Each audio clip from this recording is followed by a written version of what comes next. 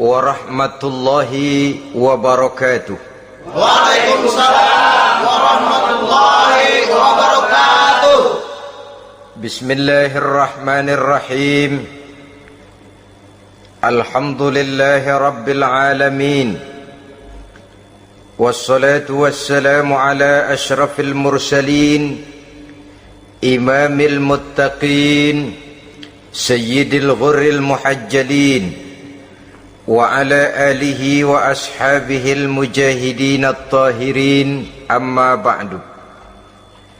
Saudara-saudara kaum muslimin rahimakumullah. Satu hari ketika seorang ulama besar bernama Al-Imam Al-Faqih Abu Lais tengah berjalan-jalan di dekat kota Basrah, berkelumpullah sekelompok orang di dekat beliau. Mereka datang mengajukan satu pertanyaan. Imam, kami ingin bertanya. Di dalam Al-Quran itu Allah Subhanahu wa ta'ala menjelaskan, Ud'uni astajib lakum. Berdoalah kepadaku, aku akan jawab doamu. Mintalah kepadaku, aku kabulkan permintaanmu. Itu dan begitu janji Allah di dalam Al-Quran. Kami, kata orang-orang tadi, sudah lama berdoa kepada Allah. Tapi kenapa sampai sekarang doa kami ini belum dikabulkan? Katanya, ud'uni astajib lakum. Kalau kamu berdoa, aku jawab, aku penuhi, aku kabulkan doamu. Itu janji Allah. Kami sudah lama berdoa pagi, sore, siang, malam. Nyatanya sampai sekarang doa kami belum dikabul-kabulkan. Ini bagaimana? Apa ayat Quran salah? Apa Tuhan lagi lempengan nggak denger?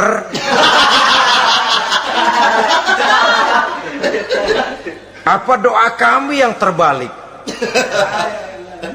Kelihatannya sepele saja ini. Doa tidak didengar oleh Allah. Permohonan tidak dijawab, tidak dikabulkan oleh Allah. Tapi sebenarnya kalau kita mau merenung, kemalangan apa yang paling besar dalam kehidupan ini, selain daripada kalau permohonan dan doa kita sudah tidak dihiraukan oleh Allah. Artinya hidup sudah tidak diopeni oleh Allah. Jangankan Allah, saudara-saudara, kita nggak diopeni sama mertua saja bingung. Ini mertua diem aja, kalau saya salah apa salahnya, kalau ada yang dikepengenin apa kepengenannya, boyak ngomong kenapa diem begitu. Ini tidak diopeni oleh Allah. Kemalangan apa yang lebih malang selain daripada kalau doa sudah tidak didengar oleh Allah? Itu sudah kemalangan yang paling malang, lebih malang dari kota Malang saya kira.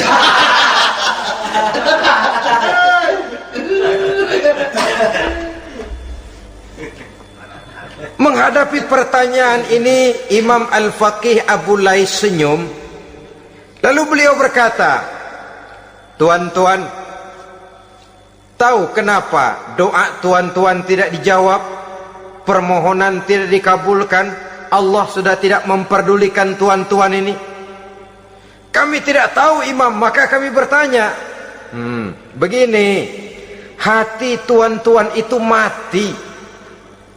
Dari hati yang mati, channel tidak nyambung kepada Allah.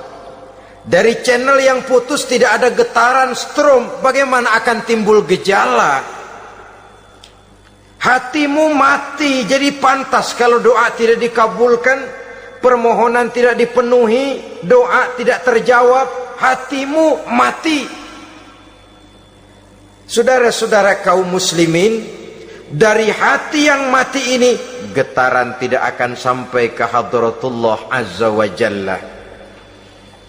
Nah, ini juga satu penyakit yang kita sangat khawatirkan, yaitu apabila hati kita sudah mati selagi jasad masih hidup. Artinya, jadilah kita bangkai berjalan di hadapan Allah subhanahu wa ta'ala.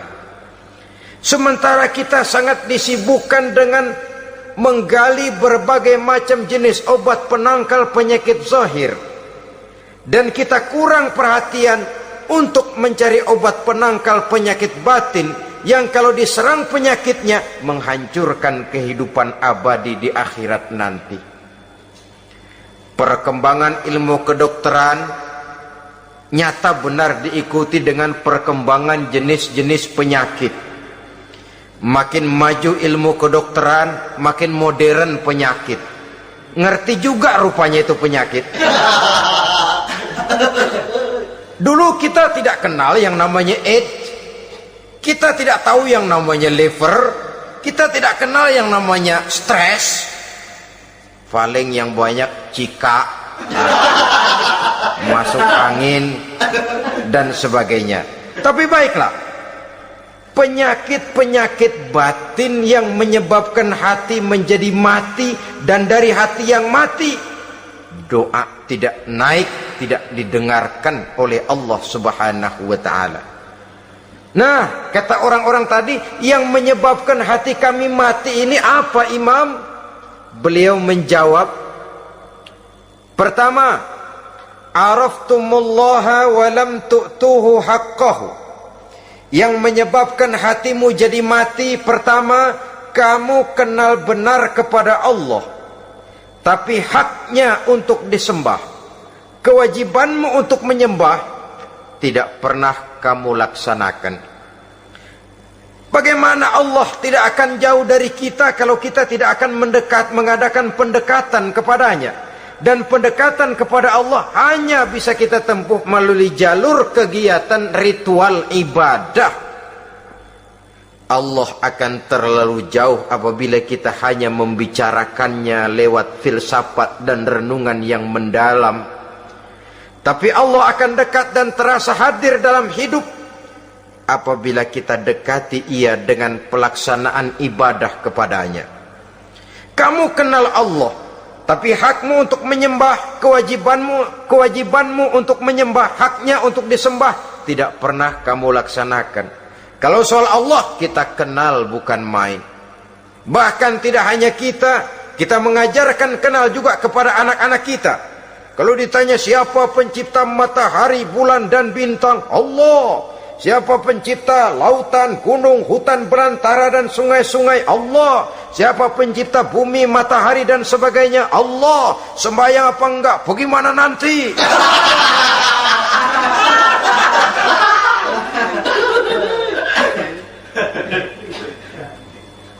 Tanpa pendekatan Allah akan jauh. Apabila Allah jauh, maka doa tidak akan didengarkan olehnya. Oleh sebab itu, logika mengajarkan kepada kita, berpayahlah dulu, wa mal ladzatu illa ba'da ta'ab, inna ma'al usri yusra. Di balik kesulitan menunggu kemudahan. Nikmat baru akan terasa, kelezatan hidup baru akan terasa setelah kita jerih payah banting tulang peras keringat. Rasanya memang lebih nikmat sepotong singkong hasil cucuran keringat sendiri ketimbang roti dijejelin orang.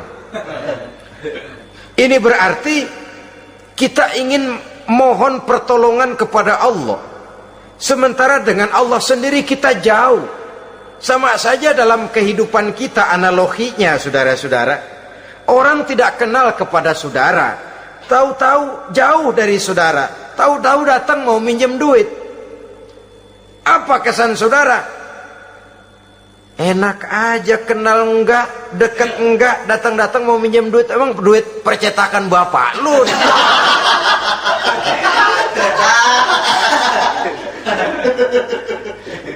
Sedangkan yang kita kenal, sedangkan yang kita bertemu tiap hari, sedangkan yang sering datang ke tempat kita, Kalau satu saat dia pinjam duit, toh kita kadang-kadang masih mikir. Apalagi datang nggak pernah, berkunjung nggak pernah, ngobrol nggak pernah, apalagi kenal juga nggak pernah, datang-datang mau minta. Macam apa? Datang nemuin Tuhan setahun 2 kali, Idul Fitri doang sama Idul Adha. Doa cerewet banget, apa aja, apa aja diminta.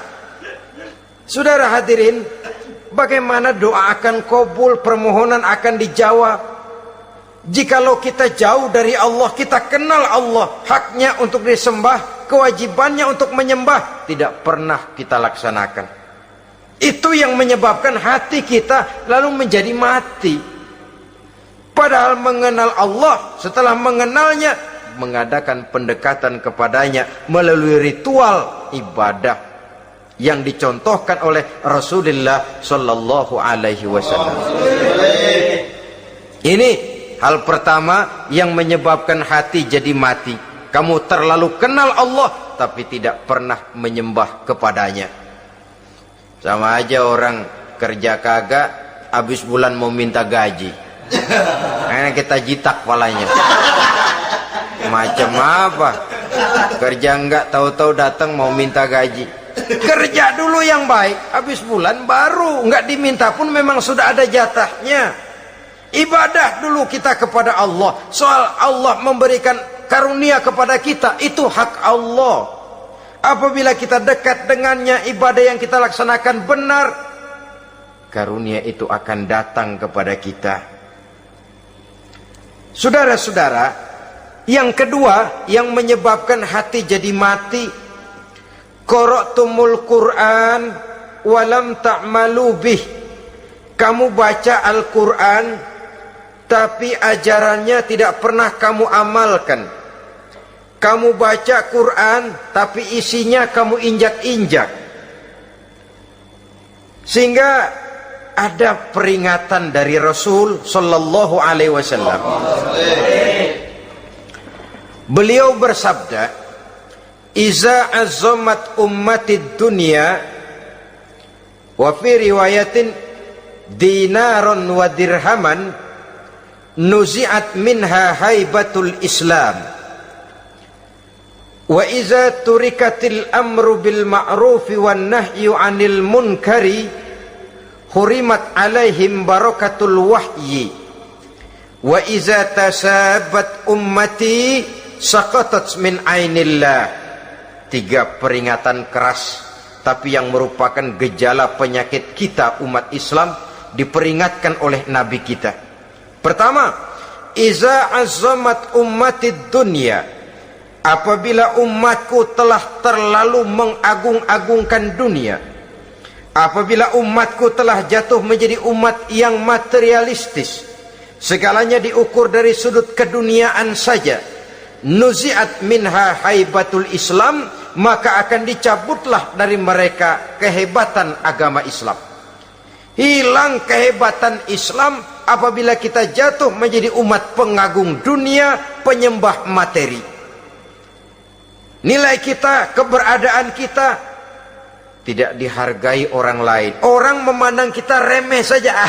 Orang Islam gak ada apa-apanya, bayar aja, bisa dibeli, bisa diatur, bisa dikerjain, garap saja. Nuzi'at minha haibatul Islam, hilang dari mereka kehebatan Islam ini. Kenapa? Mereka telah mengagungkan dunia dan menjadikannya sebagai tujuan. Padahal dunia cuma alat, materi cuma alat, harta cuma alat.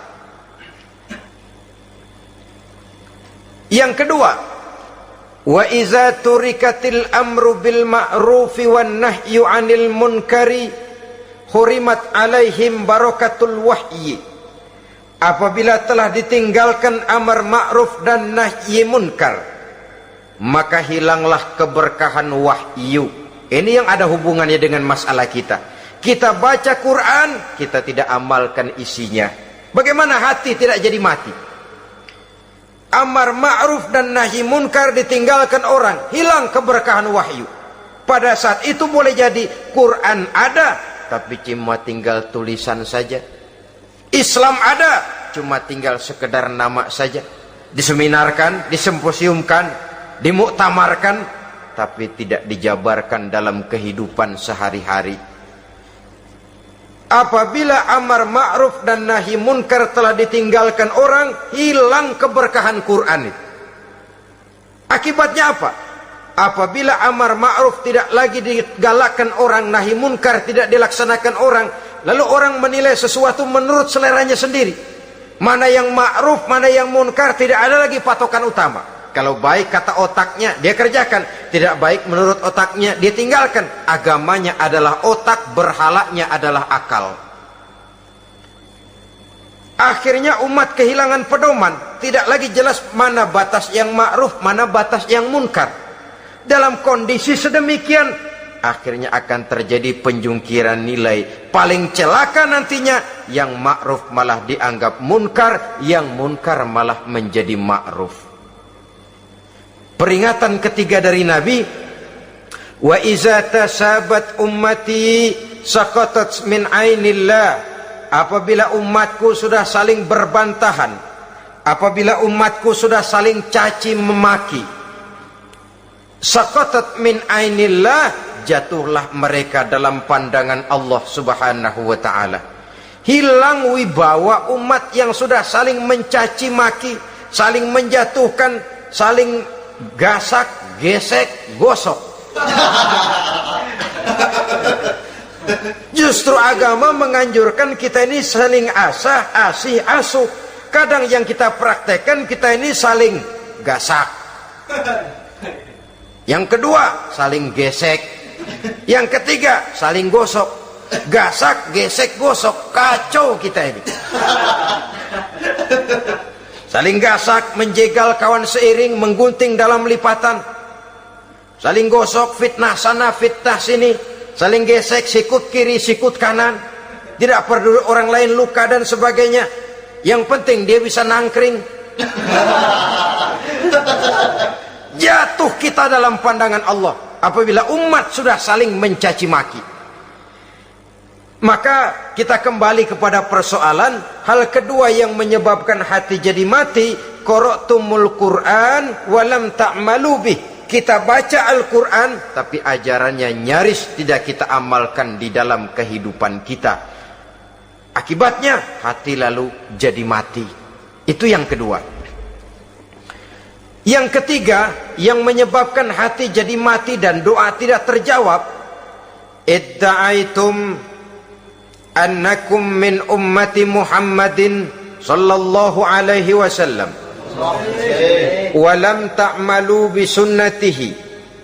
Kamu mengaku, kamu memproklamirkan diri sebagai umatnya Nabi Muhammad, tapi sunnahnya tidak pernah kamu amalkan. Malahan perkembangan paling akhir bukan saja tidak mau mengamalkan sunnah, malah mengingkari sunnah. Inna lillahi wa inna ilaihi raji'un. Oh, Nabi Muhammad itu manusia biasa seperti kita. Sebagai manusia dia bisa salah. Dan ternyata hadis banyak yang palsu. Yang otentik cuma Quran. Selebihnya adalah sejarah. Tidak ada itu sunnah. Langsung saja kepada Quran. Oh, hadis itu bukan sumber hukum. Oh, tidak perlu mengamalkan sunnah.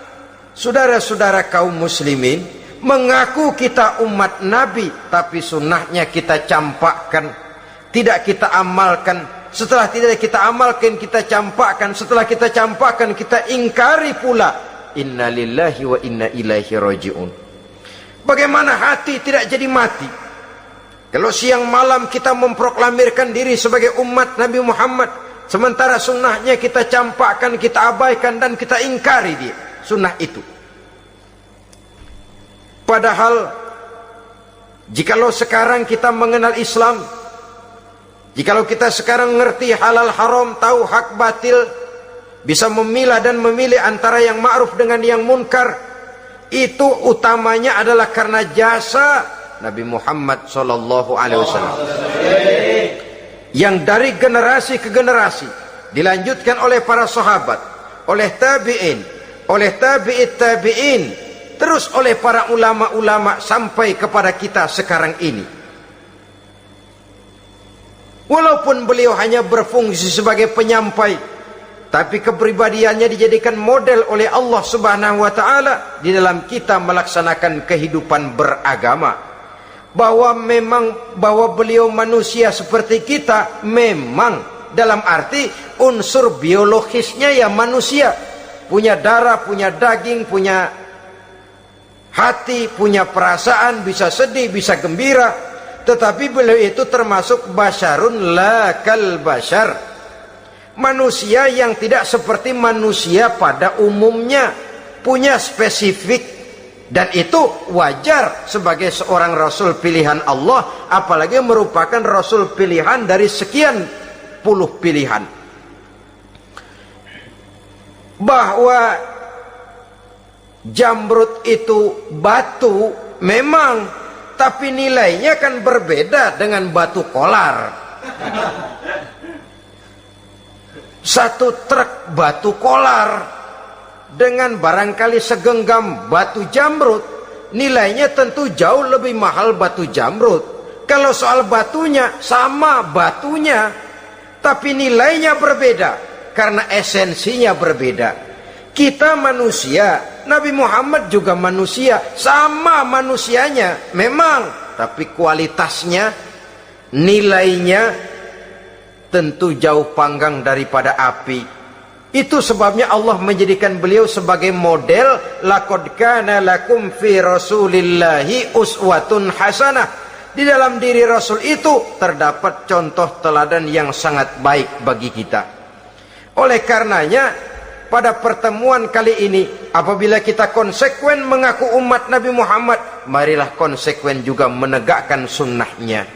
3. Yang keempat, yang menyebabkan hati jadi mati dan doa tidak terjawab, akaltum ni'mata rabbikum walam tashkurulah. Tiap hari kamu makan nikmat Tuhanmu, tapi kamu tidak pernah mau bersyukur kepadanya, kepada Allah Subhanahu wa ta'ala. Nikmat Tuhan kita doyan banget, tidak pernah sehari dan sesaat pun terlepas diri dan hidup ini dari nikmat-nikmat yang diberikan Allah. Sejak kita bangun tidur sampai tidur kembali, bahkan tidur itu sendiri, di pasar, di sawah, di kantor, dimanapun kita berada, nggak pernah nikmat Allah berhenti. Hidup kita dalam alam diberikan segala fasilitas untuk menunjang kehidupan. Nggak pernah Allah pasang pajak matahari, nggak pernah Allah pasang pajak gas udara. Nikmat-nikmat yang banyak itu tiap hari kita kecap, tiap hari kita nikmati, tapi kita tidak pandai bersyukur. Padahal Allah memberikan peringatan keras dalam hadis qudsinya, man lam yashkur ala na'mai wa lam yasbir ala balai falyakhruj min tahti samai wal yatlub rabban siwaya. Siapa yang tidak mau bersyukur terhadap nikmat yang aku berikan kepadanya, dan tidak mau bersabar terhadap ujian yang aku berikan kepadanya, silahkan keluar saja dari kolong langit ini dan cari Tuhan selain aku. Diusir oleh Allah. Kalau orang tidak mau bersyukur terhadap nikmat yang aku berikan, dan tidak mau bersabar terhadap ujian yang aku timpakan, keluar dari kolong langitku, keluar, cari Tuhan selain aku. Diusir. Lah yang ngusir Allah. Anak sekarang bilang mau ke Menong.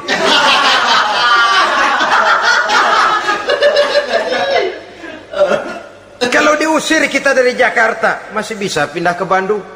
Diusir kita dari Bandung, bisa pindah ke Jogja, Solo. Diusir kita dari Indonesia, bisa pindah ke Singapura, Malaysia. Diusir dari kolong langit, mau cari langit mana lagi? Kalau kau tidak mau mensyukuri nikmatku, tidak sabar terhadap ujian yang aku berikan kepadamu, keluar saja, keluar dari kolong langitku ini, cari Tuhan selain aku. Kalau istilah kita mah Tuhan, udah jengkel banget udah itu. Nikmatku, nikmat yang aku berikan kau makan, tapi kepadaku engkau tidak pernah mau bersyukur. Saudara-saudara kaum muslimin rahimakumullah, wajar. Kita dulunya tidak ada, sekarang ada, nikmat. Susunan biologis manusiawi kita demikian cantik, nikmat. Tinggal di bumi, fasilitas yang kita perlukan disediakan, tinggal kemampuan kita mengelolanya, nikmat. Diberikan kita otak yang membedakan kita dengan binatang, nikmat. Diberikan kita agama, diutus para rasul untuk jadi model dalam kehidupan kita, nikmat. Kalau cara kita emang kurang apa sih? Apa yang kurang, hai manusia? Engkau tidak ada, aku adakan. Kalau aku perintahkan kau tinggal di bulan, mungkin kau tidak akan sanggup hidup. Begitu lahir juga kelepok-kelepok habis. Ya nggak ada HO2 toh di bulan, mau ngisap apa? Aku tinggalkan kau, aku perintahkan tinggal di permukaan bumi. Alamnya indah, fasilitas serba menunjang. Nikmati semuanya, semuanya untuk kamu, semuanya. Satu pintaku, syukuri nikmat yang aku berikan kepadamu. Ya bukan cuma syukur dalam ucapan, syukur dalam perbuatan. Banyak nikmat yang diterima, makin banyak dia sujud, makin banyak dia ruku, makin banyak dia mengadakan pendekatan kepada Allah. Syukur dalam artian berupa tindakan dan perbuatan, mempergunakan nikmat sesuai dengan kehendak yang memberikan nikmat itu sendiri kepada kita. Saudara-saudara kaum muslimin rahimakumullah, ini penyakit yang keempat. Kamu makan nikmat Tuhanmu, tapi kamu tidak pernah pandai bersyukur kepadanya, mensyukuri nikmat yang diberikan tadi. Bagaimana hati tidak jadi mati? Kita sibuk mempersolek jasmani, mencari obat penangkal penyakit zahir. Maka yang ramai di zaman sekarang, saudara lihat, salon, fitness, senam, macam-macam jenis. Tidak ada salahnya dan tidak ada jeleknya. Tapi kalau itu sampai melupakan kita kepada memperindah batin, memperbaiki jiwa, artinya bukankah kita perlahan tapi mempersiapkan diri menjadi bangkai berjalan di hadapan Allah? Dengan operasi plastik, yang pesek jadi mancung, yang sipit jadi belok, kulit keriput jadi kencang, pipi terlalu cekung bisa diatur. Saudara-saudara, tapi kalau hati yang rusak, jiwa yang rusak, kemana lagi kita akan berobat kalau bukan kepada agama? Maka hati itu jadi mati apabila kita selalu memakan nikmat Allah dan tidak pandai mensyukuri nikmat itu. Dari hati yang mati tidak akan ada getarannya. Oleh sebab itu doa tidak terjawab. Selanjutnya, yang menyebabkan doa tak terjawab dari sebab matinya hati, qultum annal mauta haqqun wa lam tasta'iddu lahu. Kamu berkata, kamu yakin bahwa